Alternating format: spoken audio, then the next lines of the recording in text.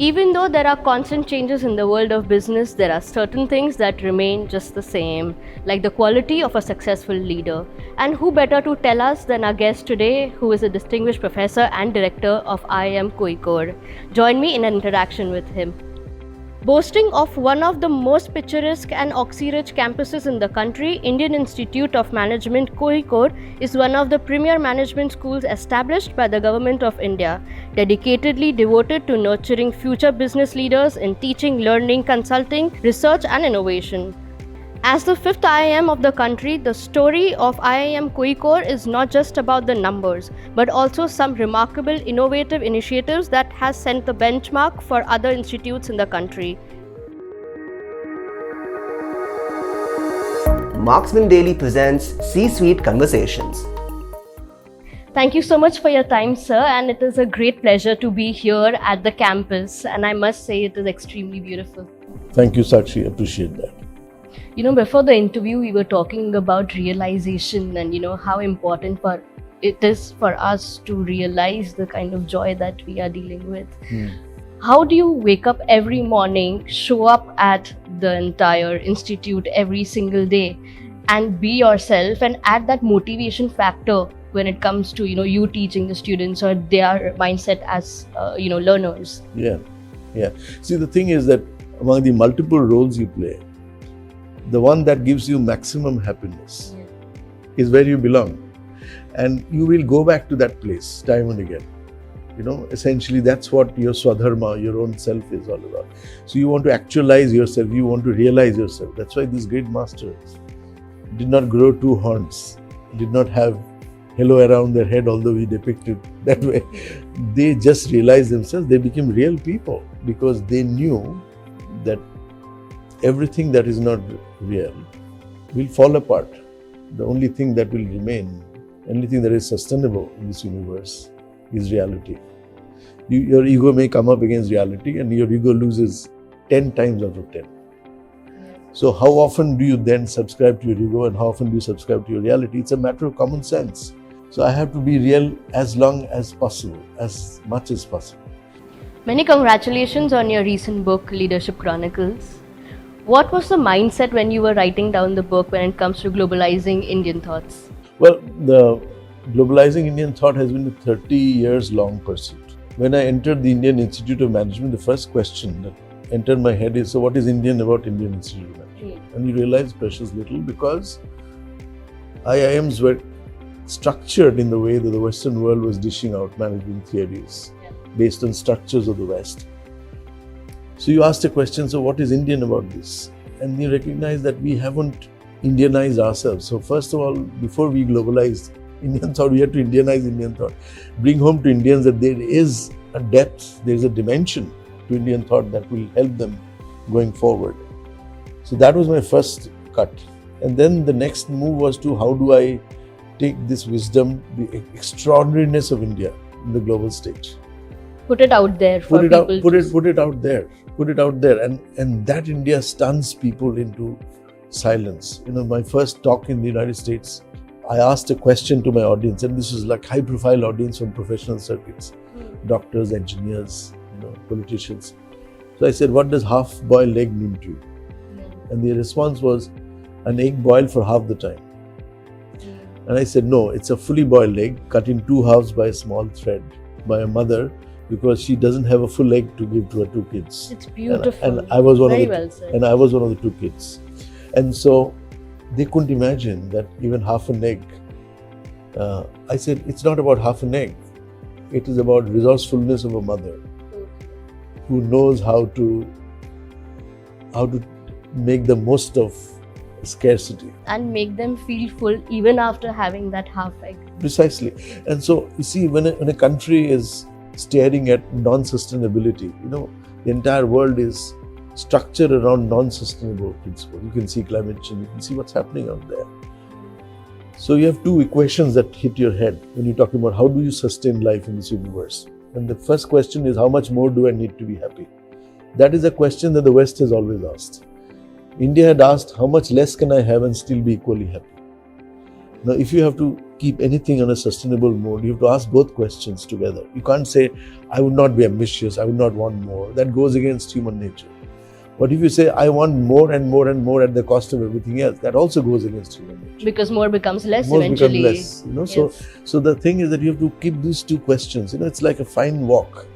Let's get into a fun section where we get to know you in terms of what has been your background, what got you here as your career path, and your leadership style. Okay, go ahead. The teaching mechanisms or methods have changed, and that is picked up again from the unlearning, relearning. Right. So, what is that one thing that has changed from where we had learned to now the new ways of learning? You can see that learning has become multimodal. It used to be one mode where the teacher's talking from a pulpit.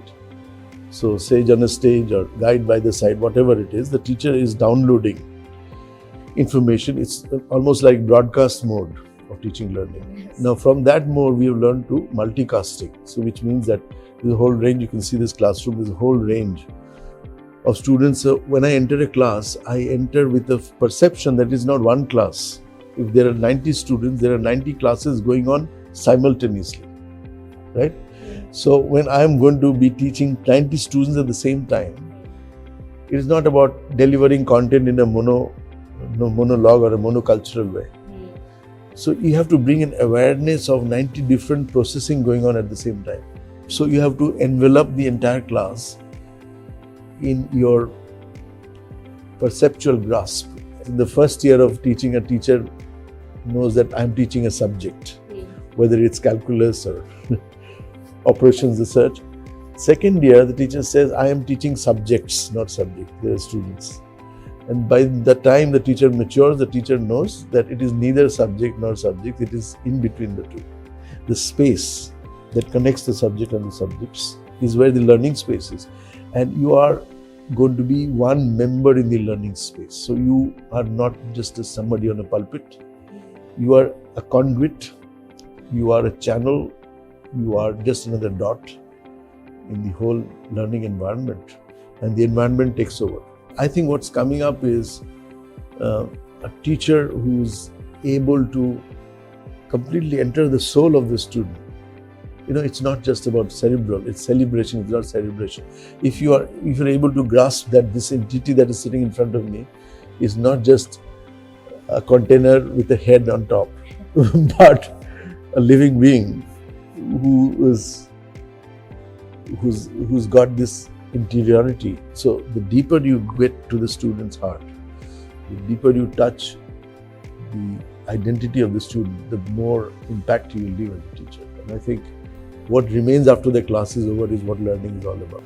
When it comes to your leadership style, what would you choose, structure or strategy? So you can ask an orchestra conductor whether you prefer the flute or the saxophone or the drum. He will say neither. Because it's not a function of style or a particular orientation. Leadership is a function of mobilizing human energy, orchestrating that energy towards a certain unity of purpose, pretty much like an orchestra conductor. So if you ask the conductor, what is your preference? If he's too caught up with the flute will carry the whole orchestration away. And so you have to be able to orchestrate your multiple styles. Sometimes you have to be democratic. When students are saying, okay, we have an equal voice in decisions of the campus. You have to be autocratic when you know that they're asking for unreasonable things. You can be participative when there's enough time, and there's so it depends on multiple contexts and situations. So it is not a function of one style. I can be pretty tough. I can be very soft. In short, you should not be predictable. If you're predictable, you're hunted down. Because if they see through, they will work backwards. Yeah, they'll work back, and he's like that. These are his buttons. You press them, he will yield. So they figure you out very quickly. And so I think the more unpredictable you are, the better. More you display a particular dominant style of leadership, the more you get found out to be incompetent in others. So I don't conform to a particular style. It happens. The styles are adopted pretty much like what should be the required style at that point in time. Last few questions, I won't take much of your time. What is that one key point or the element that you would like to adapt when it comes to organizational behavior?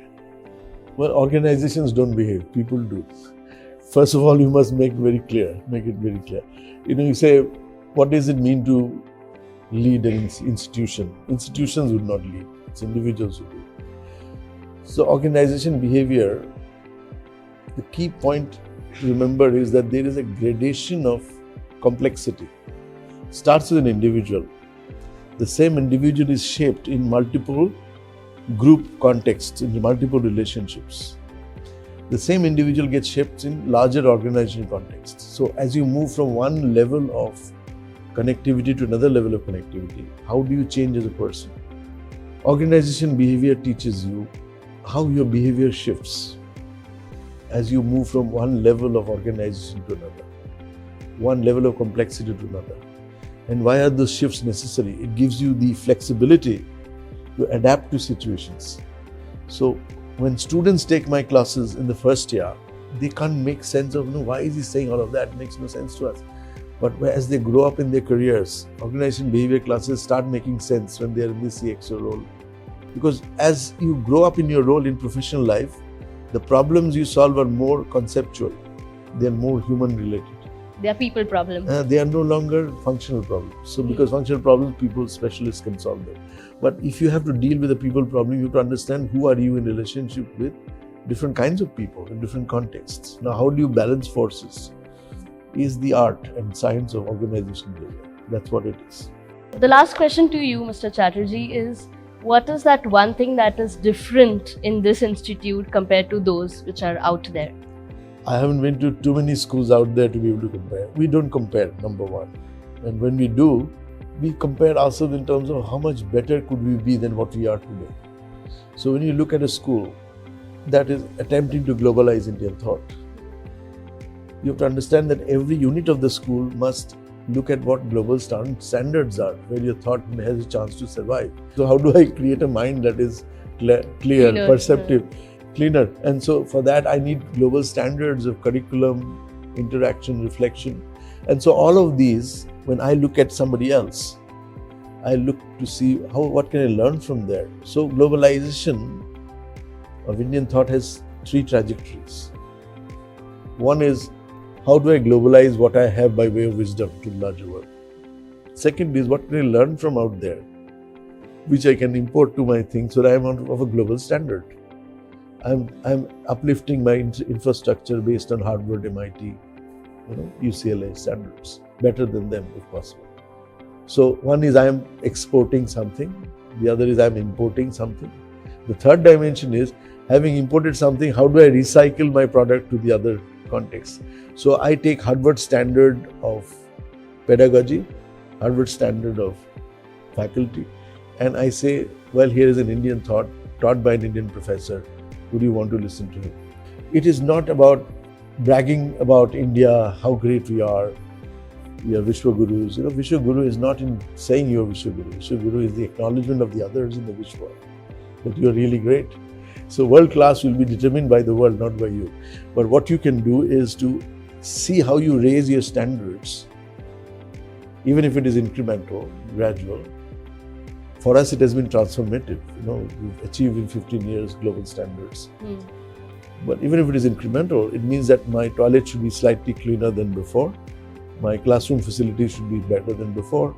My curriculum should be more flexible and global than before. So how do I change every system? So everything that you see on this campus is subject to improvement. We are work in progress. So I must compliment you for the way you look at life, the way you connect things, you learn from nature, and the entire mindset. I think there's a lot to take from you. But having said that, we won't take too much of your time, and thank you so much. Thank you for coming all the way and appreciate it. No problem. Thank you so much, sir. Interaction with Mr. Chatterjee has been a complete eye-opener as he decoded the secret of leadership, the art and craft of teaching, learning, and institution building. I hope you've enjoyed the interaction as much as I did. Look forward to seeing you for our next episode of C-Suite Conversations.